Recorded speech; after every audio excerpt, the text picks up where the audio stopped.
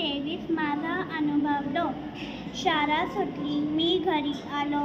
इकडे तिकडे पाहिले तर आई झोपलेली दिसली. त्यावेळी ती अशी कधीच झोपत नाही.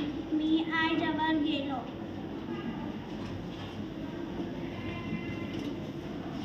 आई, तुला बरं वाटत नाही का, असे विचारत मी तिच्या शेजारी बसलो.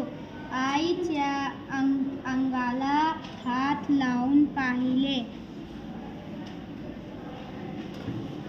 आईला खूप ताप आला होता. तिचे अंग तापाने फणफणत होते. मी लगेच थंड पाणी घेतले.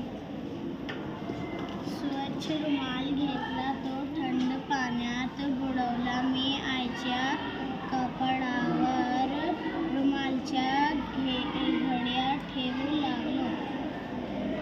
काही वेळाने आईचा ताप थोडासा कमी झाला. मी डॉक्टरांकडे गेलो.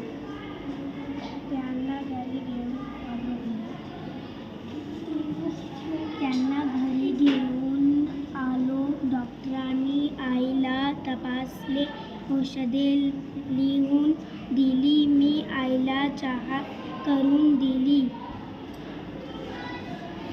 थोड्या वेळाने आईला झोप लागली. मी घर स्वच्छ झाडून घेतले.